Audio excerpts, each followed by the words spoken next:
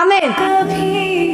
আপনি আমার ডিভোর্স না দিয়ে আরেকটা বিয়ে করতেছেন। আপনার কইছি না যে আগে আমার ডিভোর্স দিতে হইব। ডিভোর্স? তুমি আগেও একটা বিয়ে করেছে? ও তোমার স্ত্রী? না মানে হ্যাঁ।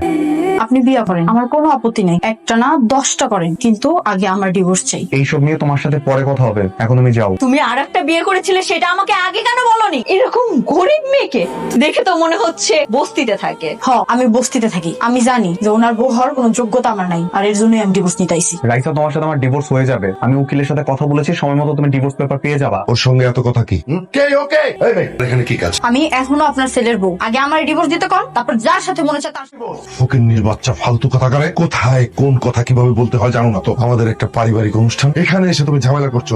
ও তোমাকে টাকা দিতে চেয়েছিল না, টাকা নাওনি কেন? আর কিছু বলেন, অনেক বলে ফেলেছেন এটাকে।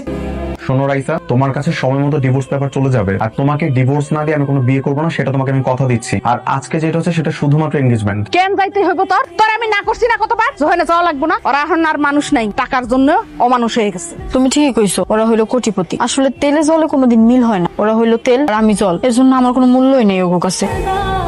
আমি আমার সাথে উকিল নিয়ে এসেছি, উনি আমাদের ডিভোর্সের সব পেপার রেডি করবেন। ডিভোর্স দিয়া দেন। আর কতদিন ঝুলাই রাখবেন এমনি?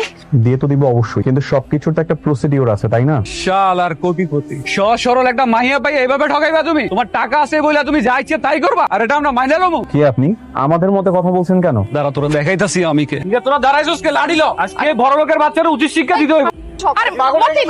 এবার পালাবি কই? সিনিমিনি খেলোস আমাদের বস্তির মাইয়া নিয়ে? হ্যাঁ, এমন শিক্ষা দিব তোর সিনিমিনি খেলা বাইর কইরা দিব। মতিন, এগুলা ফালাতো। আই সবাই ফালাও এগুলা।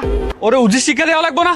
না, তার গায়ে কেউ হাত দিবেন না। সে এখনো আমার স্বামী, আমি থাকতে তার কেউ কিছু করতে পারবেন না। সে তো তোরে ঘরে নিব না, আর এগুলো আমরা মাইনা লমু? সে তোরে বিয়া করছে আবার ছাইরা দিব, এটা কি মগের মূল্য নাকি? হ্যাঁ, আমার ছাড়বো না। আমি নিজেই হারে ছাইরা দিব। আমি হার মতো মানুষের সাথে কোনোদিন সংসার করবো না। আমি গরিব হইতে পারি, কিন্তু ছোট লোক না।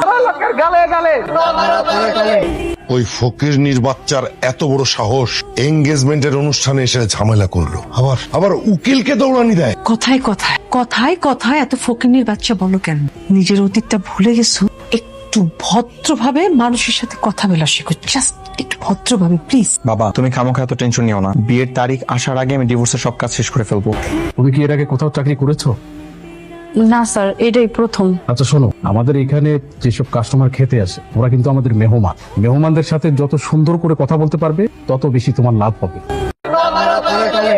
ওই ফকিরনির বাচ্চার এত বড় সাহস, এঙ্গেজমেন্টের অনুষ্ঠানে এসে ঝামেলা করলো, আবার উকিলকে দৌড়ানি দেয়। কথায় কথায় কথায় কথায় এত ফকিন্নির বাচ্চা বলো কেন? নিজের অতীতটা ভুলে গেছো? একটু ভদ্রভাবে মানুষের সাথে কথা বলা শেখো, জাস্ট একটু ভদ্রভাবে প্লিজ। বাবা, তুমি খামোখা এত টেনশন নিও না। বিয়ের তারিখ আসার আগে আমি ডিভোর্সের সব কাজ শেষ করে ফেলবো। তুমি কি এর আগে কোথাও চাকরি করেছো? না স্যার, এটাই প্রথম। আচ্ছা শোনো, আমাদের এখানে যেসব কাস্টমার খেতে আসে ওরা কিন্তু আমাদের মেহমান। মেহমানদের সাথে যত সুন্দর করে কথা বলতে পারবে তত বেশি তোমার লাভ হবে।